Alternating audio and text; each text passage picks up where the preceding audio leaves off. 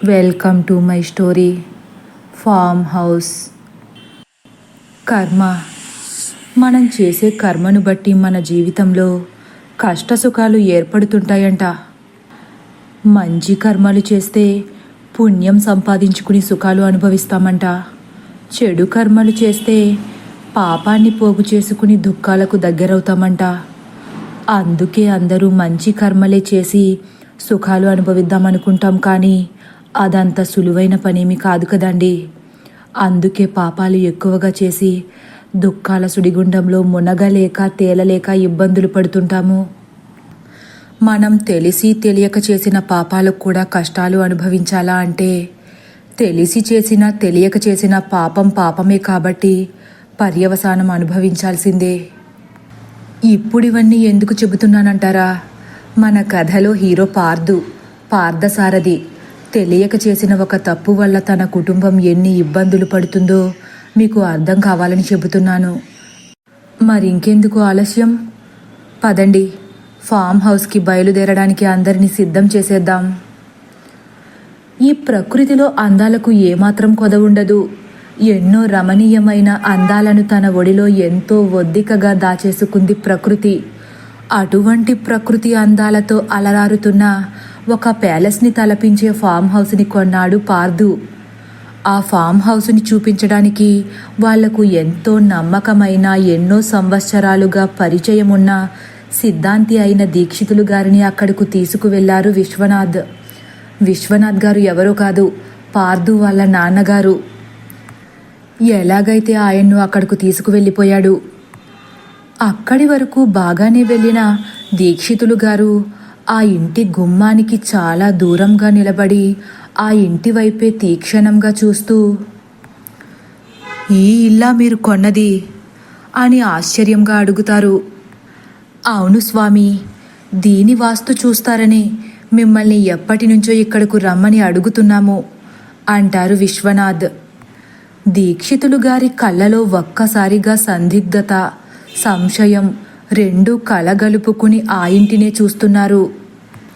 ఇక్కడే ఆగిపోయారేంటి స్వామి? పదండి స్వామి, లోపలికి వెళదాం. ఒకసారి మీరు ఈ ఇంటిని చూసి అన్ని విధాలా బాగుందని చెబితే మాకు కూడా మనశ్శాంతిగా ఉంటుంది వినయంగా అడుగుతారు విశ్వనాథ్. మనశ్శాంతి అని దీక్షితులు చిన్నగా నవ్వుతూ, మీరు ఈ ఇంట్లో అడుగు పెడితే మీరు మనశ్శాంతి అనే పదాన్ని కూడా మరిచిపోతారు. మీకు సంతోషం అందనంత దూరంగా వెళ్ళిపోతుంది విశ్వనాథ్ అని స్వామి చెప్పేసరికి విశ్వనాథ్ విస్మయంగా స్వామి వైపే చూస్తూ, ఏంటి స్వామి మీరనేది అని కళ్ళు తేలేస్తారు. నేను జరగబోయేదే చెబుతున్నాను విశ్వనాథ్, నా మాట విని ఈ ఇంటిని కొనొద్దు అని ఖచ్చితంగా చెప్పేస్తారు స్వామి. అయ్యో, ఎప్పుడూ కొనేశాం స్వామి, ఇప్పుడు కొనొద్దంటే ఎలా? విశ్వనాథ్ చాలా భయపడిపోతున్నారు. ఏ విషయాన్నైనా ముందుగా నాతో చెప్పి నా సలహా తీసుకునేవాడివి కదా, ఈ ఇంటి విషయంలో ఎందుకు నిర్లక్ష్యం చేశావు అని కాస్త కళ్ళెర్ర చేస్తారు దీక్షితులు. లేదు స్వామి, ఎందుకు నిర్లక్ష్యం చేస్తాము? మిమ్మల్ని సంప్రదించడానికి చాలా ప్రయత్నించాము, కానీ అప్పుడు మీరు కాశీలో ఉన్నారు, మీకు ఫోన్ చేస్తే కలవనే లేదు దీనంగా చెబుతారు విశ్వనాథ్. నేను వచ్చే వరకు ఆగాలి కదా కాస్త అసహనంగా మాట్లాడతారు స్వామి. అంటే బాగా తక్కువకు వచ్చింది, ఈ లోపులో ఎవరైనా కొనేస్తారేమోనని కంగారుగా కొనేశాం. ఎంత అమాయకంగా మాట్లాడుతున్నావు విశ్వనాథ్. ఇల్లు తక్కువకి వచ్చింది కదా అని కొనేశారు, బాగానే ఉంది. మరి అటువంటప్పుడు ఇబ్బందులు కూడా సులువుగానే వస్తాయని తెలియలేదా మీకు? నా మాట విని ఈ ఇంటిని అమ్మేయండి. స్వామి, మాధురి మురారీలు సంపాదించిన సంపాదనంతా దీని మీదే ఖర్చు పెట్టారు. 4 కోట్లు పెట్టి కొన్నారు. ఇప్పుడు అమ్మేయమంటే అని నసుగుతూ వెంటనే వినయంగా, ఈ ఇంట్లో ఏమైనా వాస్తు దోషాలుంటే చెప్పండి స్వామి, సరిచేయించేస్తాం, ఎంత ఖర్చైనా పర్లేదు కంగారుగా అడుగుతారు విశ్వనాథ్. ఒట్టి వాస్తు దోషాలైతే నేనెందుకు అమ్మమంటాను విశ్వనాథ్, అంతకు మించి ఉంది ఈ ఇంట్లో. చాలా తీక్షణంగా మాట్లాడతారు స్వామి. అర్థం కాలేదు స్వామి. అయోమయంగా ముఖం పెడతారు విశ్వనాథ్. ఈ ఇంటి గురించి నేనేం చెప్పినా మీరు నమ్మకపోవచ్చు, కానీ ఒకటి చెబుతున్నాను, ఈ ఇంట్లో కొన్ని శాంతి పూజలు జరగాలి. ఆ పూజలు అయ్యే వరకు ఈ ఇంట్లో ఉండడం అస్సలు మంచిది కాదు. చాలా సంతోషం స్వామి. ఒక్కసారిగా నా గుండెల్లో భారాన్నంతా దించినట్లయింది. తప్పకుండా చేద్దాం. ఆ పూజలు ఎప్పుడు జరిపిస్తారు? ఆతృతగా అడుగుతారు విశ్వనాథ్. నేను మళ్ళీ కాశీ వెళ్ళి రావాల్సి ఉంది. అక్కడి నుండి వచ్చిన వెంటనే ఈ ఇంటికి ఏం కావాలో అవన్నీ దగ్గరుండి జరిపిస్తాను. చాలా సంతోషం, చాలా సంతోషం. పదండి, ఇంట్లోకి ఒకసారి వెళ్ళి చూసొద్దాం అంటారు విశ్వనాథ్. అక్కర్లేదు, ఇప్పుడు నేను ఈ ఇంట్లో అడుగు పెట్టను అని ఆ ఇంటి వైపే చూస్తూ, పద ఇంక బయలుదేరదాం అని వేగంగా వెనక్కి తిరిగిపోతారు స్వామి. కొన్ని రోజుల తర్వాత విశ్వనాథ్ గారి ఇంట్లో, అమ్మా, ఆ ఫామ్ హౌస్ నీకు నచ్చింది కదా, ఇంకెందుకంత భయపడతావు? వెనక నుంచి అమ్మ భుజాలపై చేతులు వేస్తూ అనుమానంగా అడుగుతాడు పార్థు. పార్థుకి 30 సంవత్సరాలు, 6 అడుగుల అందగాడు, మంచి కండలు తిరిగిన శరీర సౌష్ఠవంతో, ఒత్తైన జుట్టుతో, పచ్చని ఛాయతో, సినిమా హీరోకి ఏమాత్రం తగ్గని హుందాతనంతో మెరిసిపోతుంటాడు. పార్థుకి 2 ఏళ్ల క్రితమే త్రిపురతో పెళ్ళయింది. త్రిపుర కూడా భర్తకు తగ్గ భార్యే. పెద్ద పెద్ద కళ్ళు, బంగారు వర్ణం, ముద్దులొలికే అందమైన మోము, పైనుంచి కిందకు అచ్చు పోత పోసిన బాపు బొమ్మలా ఉంటుంది. వీళ్లకు ఇంకా పిల్లలు పుట్టలేదు. పార్థు వాళ్ళ అమ్మ మీనాక్షి, వాళ్ళ నాన్నగారు విశ్వనాథ్. విశ్వనాథ్ మీనాక్షి దంపతులకు పార్థు, మాధురి 2 పిల్లలు. మాధురి భర్త మురారి, వాళ్ళ పాపే చైత్రిక. అందరూ చైత్ర అని పిలుస్తుంటారు. పార్థుని, మాధురిని విశ్వనాథ్, మీనాక్షి దంపతులు ఈ కాలం పిల్లల్లా పెంచలేదు, చాలా ఒద్దికగా పెంచారు. మీనాక్షికి బాగా దైవభక్తి ఎక్కువగా ఉండడం వల్ల పార్థు కూడా అమ్మలా దైవాన్ని ఎక్కువగా విశ్వసిస్తుంటాడు. విశ్వనాథ్ కూడా మంచి విలువలు, వ్యక్తిత్వం కలిగిన వ్యక్తి కావడంతో అమ్మా నాన్నల 2 లక్షణాలను అందిపుచ్చుకున్నారు. నిజానికి ఎన్ని కోట్లు ఉన్నా మంచితనం సంపాదించుకోవడం చాలా కష్టం కదండి. వీళ్ళ మంచితనానికి తగ్గట్లే వీళ్లకు దొరికిన పిల్ల త్రిపుర కూడా మంచి మనసున్న అమ్మాయి కావడంతో ఇప్పటి వరకు వాళ్ళ కుటుంబం చీకు చింతల్లేని అందమైన కుటుంబంలా ఉంది. మీనాక్షి విశ్వనాథులకు కూతురు మాధురి అంటే ఎంత ఇష్టమో కోడలు త్రిపుర అంటే కూడా అంతే ఇష్టం. అలా కల్మషం ఎరుగని మనసులు వాళ్ళవి. అది నవంబర్ నెల 12వ తారీఖు. ఆ రోజు ఇంట్లో అందరూ చాలా సంతోషంతో ఉన్నారు. పార్థు, త్రిపురలు అయితే ఇంకా సంతోషంలో తేలిపోతున్నారు. ఎందుకంటే మాధురి, మురారీలు అమెరికా నుండి 3 ఏళ్ల తర్వాత ఇండియాకు వస్తున్నారంటే ఆ సంతోషం ఎలా ఉంటుందో చెప్పనక్కర్లేదు కదా. మన పార్థుకి మేనకోడలు చైత్ర అంటే చచ్చేంత పిచ్చి. ఎంతైనా మేనకోడలు కదా. చైత్ర కూడా ముద్దులొలికే మోముతో, ముద్దు ముద్దు మాటలతో చాలా ముద్దొస్తూ ఉంటుంది. ఎప్పుడు మాధురి వాళ్లకు హాలిడేస్ వస్తాయో, ఎప్పుడు ఇంటికి వస్తారో, ఎప్పుడు చిన్నారి చైత్రను కళ్ళారా చూస్తామో అని కళ్ళు కాయలు కాచేలా ఎదురు చూస్తున్నారు అందరూ. ఎలాగైతే ఆ రోజు రానే వచ్చేసింది. వీళ్ళ ఆశ ఈరోజు సాయంత్రమే నెరవేరిపోతుంది. అందరూ సంబరపడిపోతున్నారు. ఇల్లంతా హడావిడిగా ఉంది. పార్థు చైత్రకు ఆడుకోవడానికి, తినడానికి కావలసిన వస్తువులన్నీ కొని తెచ్చి సిద్ధంగా ఉంచేశాడు ఇంట్లో.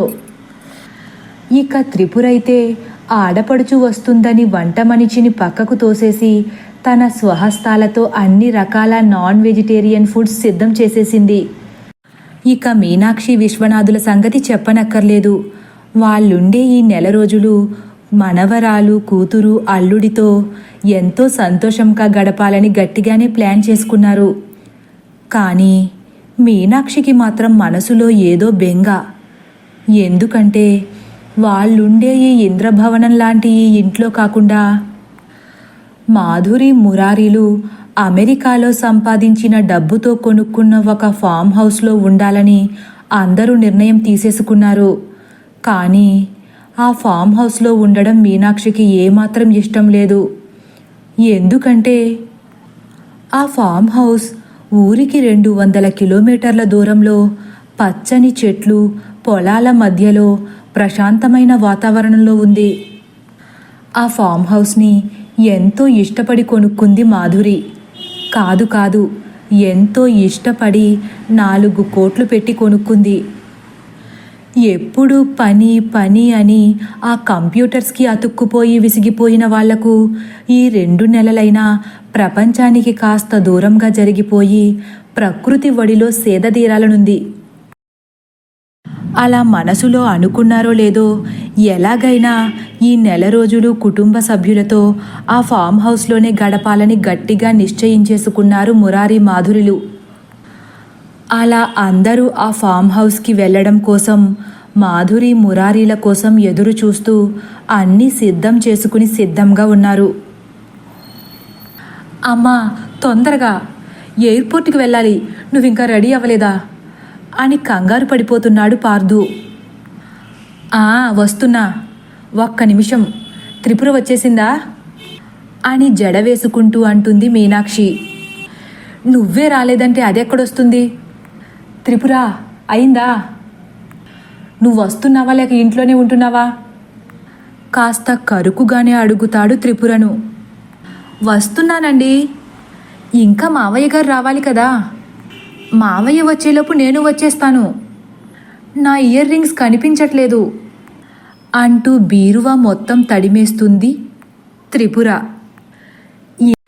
ఇంతలో పార్థు పక్కనే కింద పనిచేస్తున్న లక్ష్మి నవ్వుతూ, సరిపోయింది బాబు, అయ్యగారు మిమ్మల్ని అడిగినప్పుడు ఆ అమ్మ రెడీ అయ్యేలోపు అవుతానన్నారు. ఆ అమ్మగారేమో త్రిపురమ్మ రెడీ అయ్యారా అంటున్నారు. త్రిపురమ్మేమో మావయ్య గారు రెడీ అవ్వాలిగా అంటున్నారు అని నవ్వుతూ అంటుంది. ఇంతకీ రేపు ఫామ్ హౌస్కి రావడానికి నువ్వు మీ ఆయన రెడీ అయ్యారా అని పార్థు కూడా నవ్వుతాడు. మేమెప్పుడో రెడీ బాబు అంటుంది ఫ్రిడ్జ్లో ఫ్రూట్స్ పెడుతూ. నేను వచ్చేసాను పార్థు. త్రిపుర ఇంకా రాలేదా? త్రిపుర ఇంకా అవలేదా నీకు? గట్టిగా అరుస్తుంది మీనాక్షి హ్యాండ్ బ్యాగ్ చేతిలోకి తీసుకుంటూ. వచ్చేస్తున్నా అంటూ పరిగెత్తుకుంటూ క్షణంలో అక్కడ వాలిపోతుంది త్రిపుర. సరే లక్ష్మి, మేం వెళ్ళొచ్చేస్తాం. మేం వచ్చేలోపు ఇల్లంతా సర్దిపెట్టు. చైత్ర వచ్చిందంటే ఇక మనల్ని పని చేయనివ్వదు అని మీనాక్షి అంటుంటే, పదండి తొందరగా, ఇంకా లేట్ చేశామంటే నాన్నగారిలో అపరిచితుడు ఆవహిస్తాడు అంటూ పార్థు ముందుకు అడుగేస్తాడు. అవునండి, అప్పుడు అత్తయ్యలో కూడా చంద్రముఖి ఆవహిస్తుంది. వీళ్ళిద్దరి పోరాటంలో మనం బలైపోతాం అంటూ త్రిపుర కూడా భర్త వెనకాలే అడుగులు వేసేస్తుంది.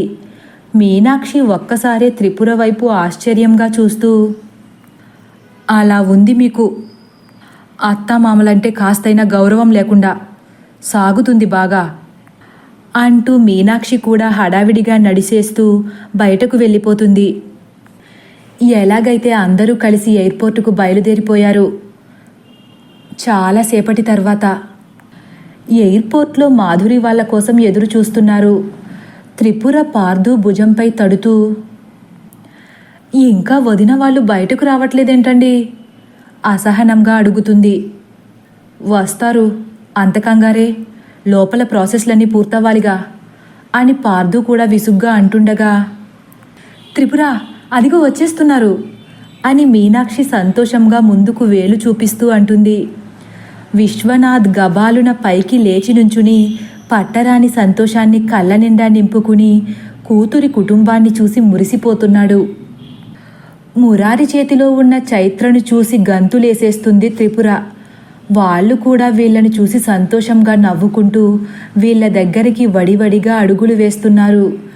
వాళ్ళు దగ్గరకు రాగానే, చైత్రమ్మా నా బంగారం అంటూ మీనాక్షి గబాలున చైత్రను వాళ్ళ నాన్న దగ్గర నుండి లాగేసుకుంటుంది.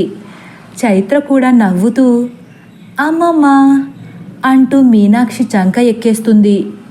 మీనాక్షి మనవరాలి బుగ్గలను ముద్దులతో తడిపేస్తుంది. ఎలా ఉన్నారు నాన్న? అమ్మ ఎలా ఉన్నావు అని ఇద్దరిని ప్రేమగా పలకరిస్తుంది మాధురి. మాకేరా బ్రహ్మాండంగా ఉన్నాం. ఇప్పుడు నువ్వు వచ్చావుగా, ఈ నెల రోజులు ఇంకా బ్రహ్మాండంగా ఉంటాం అని చెమర్చిన కళ్ళను తుడుచుకుంటారు విశ్వనాథ్. విశ్వనాథ్ కళ్ళలో మాధురి దూరమైందన్న బాధ స్పష్టంగా కనిపిస్తుంది. ఏంటి బావా, ఎలా ఉన్నారు? మా అక్క దెబ్బకు సగం అయిపోయినట్లున్నారు వేళాకోళంగా అడుగుతాడు పార్థు. తదుపరి భాగం కోసం వేచి ఉండండి. ఒకవేళ నా కథ కానీ మీకు నచ్చినట్లయితే లైక్ చేసి సబ్స్క్రైబ్ చేయడం మర్చిపోకండి. Thank you.